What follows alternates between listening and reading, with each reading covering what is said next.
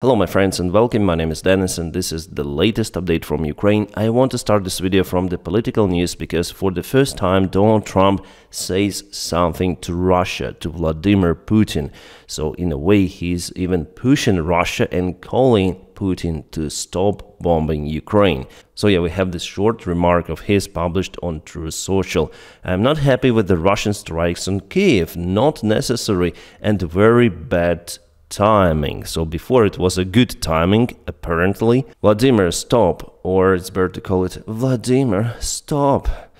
5,000 soldiers a week are dying. Let's get the peace deal done. So yeah, for the first time we have this, but it doesn't look like a very serious remark from the President of the United States of America. Because Vladimir is not going to stop. There is no reason for Vladimir to stop other than begging from this Putin's... Okay, I cannot use those words.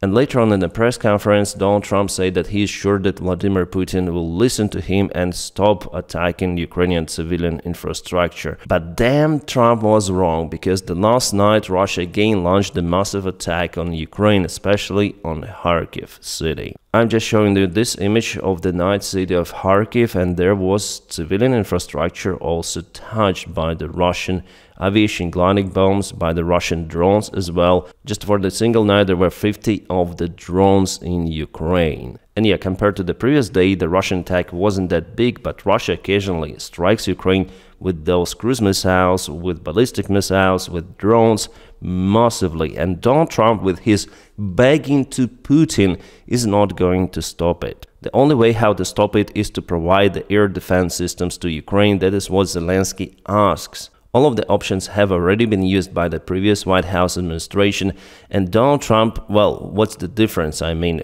what new can he implement? For now we see mostly the pressure on Ukrainian side and just begging towards the Russian side, and at the same time he encourages Putin to strike Ukraine even more by, for example, telling that Crimea should go for Russia. So why would Putin stop if his strategy is working, even with Donald Trump? And Davydov is already in Russia. Donald Trump also mentioned yesterday that he is pushing Russia really hard. So that is how he presses Russia, I see. He is sending his friend to make a deal with Putin. All right. Honestly, guys, I don't see any sort of the pressing from the United States of America.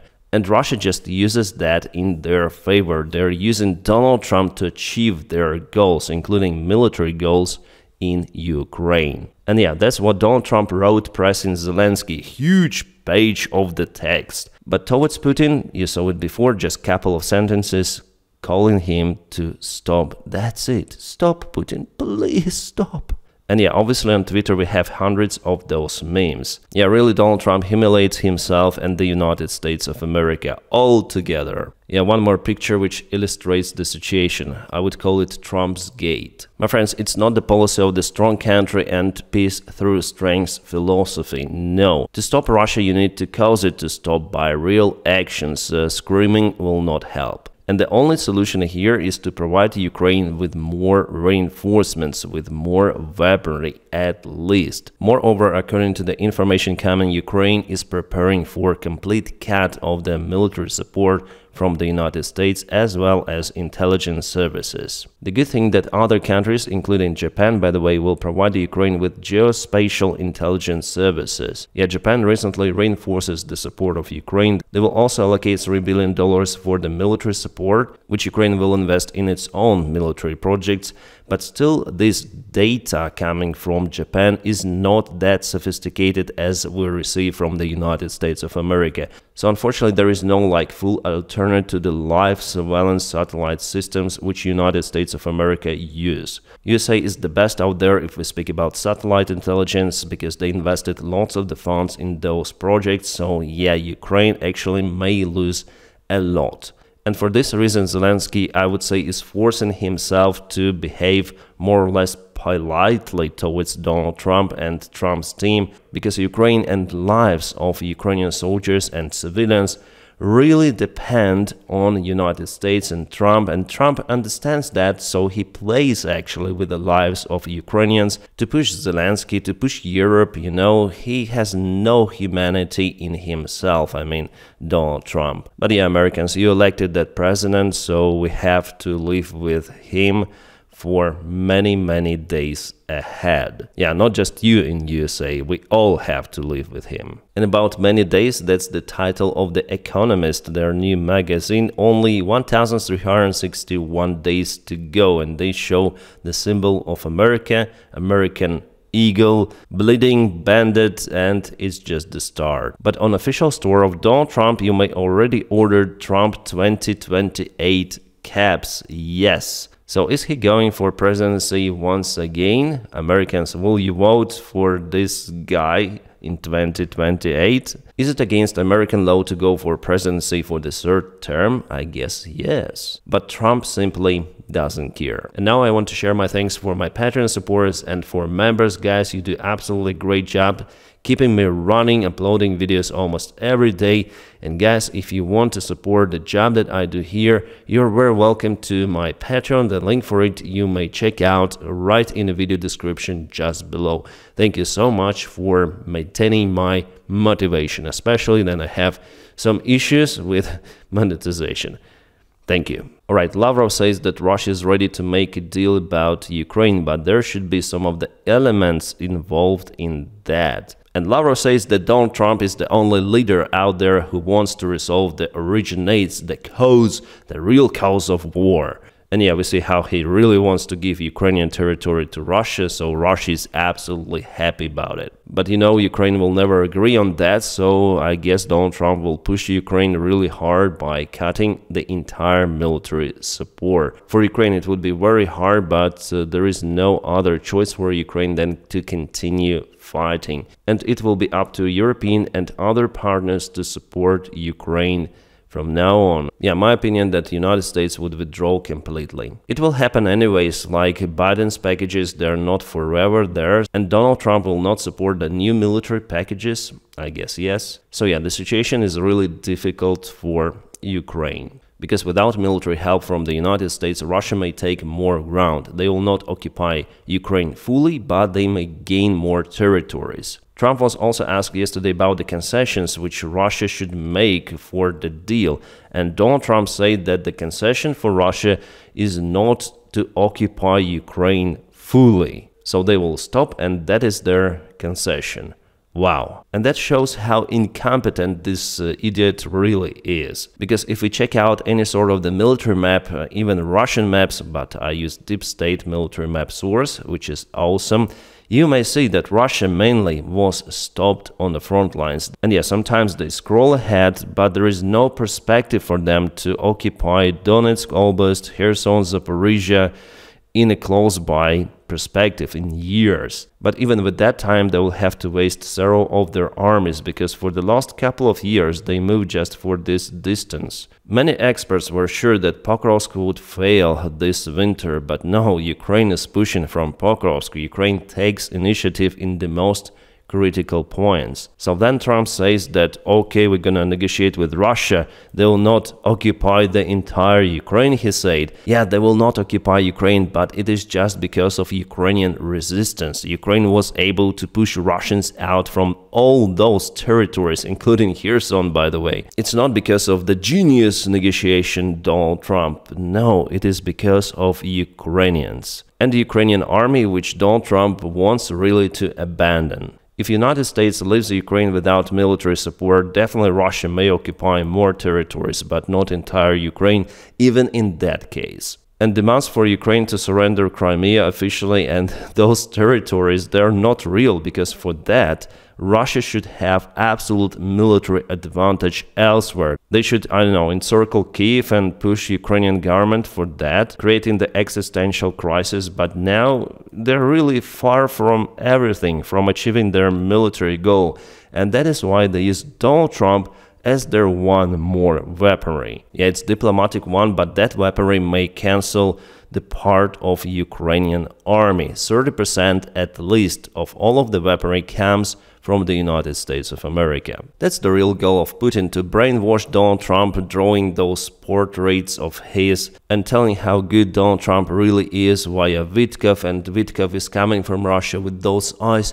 Oh, Donald Trump, they are so good. Putin is so nice, man. He loves you, Donny. And Donald Trump later, oh, Putin, stop. So yeah, everything from what we witnessed looks exactly like it. And about peacekeeping initiative, well, Shoigu, for example, said that it might trigger the Third World War, and Russia will not agree on that mission because they see Ukraine as historically Russian territory. That is what they say officially. And the Russian Foreign Ministry told that they will never ever negotiate any sort of the deployment of the foreign forces in Ukraine, especially NATO forces. So what are we talking about here? Russia is not interested in the peace security guarantees for Ukraine. So Donald Trump said that Russia will not attack Ukraine any longer. But what's the guarantee? What's the security measure? More weapons to Ukraine? But we don't see it coming, and it is not the robust security guarantee. They say that it's been cancelled, but even for the NATO countries, should they rely on the United States of nowadays? Then Pete Hegseth said yesterday that they shouldn't rely on the United States, and NATO without the United States is not NATO. And we also see how United Kingdom is not sure about deployment of the peacekeepers to Ukraine any longer. They also say that this plan should be security guaranteed from the United States of America in case Russia would strike them because of their peacekeepers. But United States, you know, they don't want to do it, so just France remains for now for that mission. I mean, they're at least more pushing towards it. But yeah, everything is uncertain, my friends. First of all, the ceasefire should be achieved in Ukraine, and only after that we're gonna speak about deployment of the foreign forces to Ukraine. But Russia will be strongly against that. So in this case, why should they stop the war against Ukraine and agree on peace proposals? So this plan is very, very wet at this stage. According to Bloomberg reports, the United States of America proposes to leave some of the occupied territories under the Russian control. I wonder if they want to do it officially or not officially, because Ukraine will never vote for that. But at the same time, USA wants to take the Zaporizhzhia nuclear power plant under its own control, which is kind of strange from the Russian perspective again, because for them Zaporizhzhia nuclear power plant is their own power plant, because they've occupied those regions. They already put Zaporizhzhia city and nuclear power plant in the Russian constitution as the Russian new territories, they say. So why would they share the control over the station towards the United States? No, Putin will never do it. So yeah, as for me, White House doesn't know what to do still, yet. So far, there is no any plan. They try to negotiate with Russia, following the Russian side mostly. I think it is done just because of Davydov visits, and it's gonna be his fourth visit to Russia, which is complete craziness. But the obstacle here is Ukraine, Zelensky. That's why United States president is not okay with Ukrainian president. Is there any general strategy behind it? Well, maybe someone advised Donald Trump to take Russia from China, to cancel or disturb their relations, but this strategy will not work. First of all, because Russia and China, they have strategic relations for many, many years ahead, if not for decades ahead. And yeah, maybe Putin would like to go to this Western club of G8 countries and so on. And for sure he wants sanctions to be lifted, but for how long this might continue? For Donald Trump presidency, which might not last that long, less than 4 years, I hope. But in China, there are no elections, there are no elections in Russia as well, so they may plan a very long-term partnership. With the United States, everything is unstable because in 4 years there could be other Joe Biden-looking guy with the previous and proper philosophy towards Russia who would support Ukraine more. So Russia cannot forecast their relations with the United States, and for this reason they want the United States also to be the part of this autocracy world, and Donald Trump also wants to achieve it. And that's the main reason why Donald Trump likes those dictators, because he wants to be the one in his own country. I hope it will never be like that. So yeah, we have the article from the Times that United Kingdom could scrap plans to send thousands of troops to Ukraine, unfortunately, because they see the risks for the wider conflict if they make this step. From France, we don't have that statement, and I would say that France is more or less independent with its foreign policy. It is also more independent with its military use and military production, by the way. And yeah, both of the countries, actually France and UK, they do fantastic job supporting Ukraine, and also United States of America. Still, there are big military packages coming, but for how long? We don't know. For France and UK support, we're sure for the coming perspective for coming years that nothing will change. Alright, finally to some of the other news. The drones were spotted in Crimea. They were flying towards Novofedorovka airfield of Saki, so for the second day consecutive, Ukraine launches some of the drones on Crimea. Yeah, guess we don't have the images provided showing us the confirmation about the ground kabooms, but definitely there were some of the kabooms reported by the local Telegram channels. At least I monitored those, and yeah, people are concerned. But again, Ukraine launches the strikes just on military infrastructure. Alright, we have this image presented to us by the Ukrainian military intelligence. They performed a sabotage mission in Rostov-on-Don airfield. So there is the Russian fighter jet Sukhoi Su-30SM, which is kind of the capable fighter jet, which cost at least $55 million, and it was kaboomed by some saboteur who actually got the access to this military base, which is interesting. So yeah, we have one more image presented here, and this is the geolocation. We have the satellite image. So Sukhoi Su-30 was kaputted there. Awesome job. Here's the situation with the Russian munition storage, which was kaboomed 3 days ago. Definitely Russia using helicopters to eliminate the fire, which continues there, and the storage was really huge. And yeah, at least half of it was kaboomed for sure. And guys, about the frontlines update, actually I was right that Russia sends more reinforcements, but not to Torres direction. They actually want to move more from the west towards Alexandropol, and they gathered lots of the forces here, not here. In Torres town they bogged down. But here definitely there was the movement of the Russian army for the past 24 hours, so it was yesterday, it is today. They expanded this area towards the local tree spot or tree line, and here they moved towards Stara-Mykolaievka, so it was yesterday, it is today. Also they expanded this gray area in Kalinovo, but still in general they're struggling to move as they did before. For example, from Avdiivka towards Udachne, towards Pokrovsk, they moved quite fast for the last 2 years by 55 kilometers. Nevertheless, it was their fastest movement since 2022.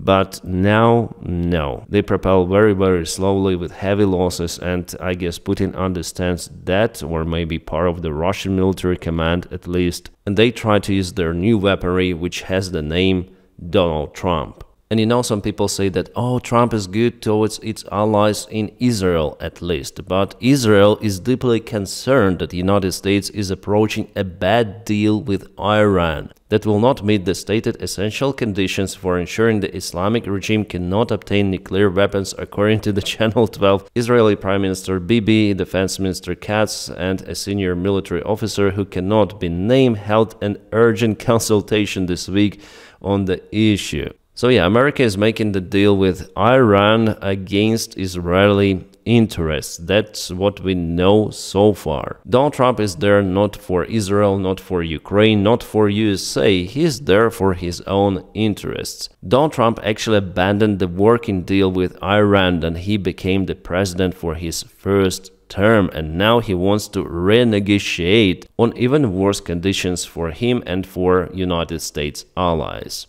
And yeah, the new old conflict is up to a wrap. There is the confrontation between India and Pakistan. I will probably review this story in my next video. I need to collect more information about this topic. But yeah, it's very bad in general that there could be one more big confrontation. And guys, unfortunately, that's the coming future that we all should wait. There will be more and more of those regional conflicts around, probably even in Taiwan, because mainland China increases the pressure on it.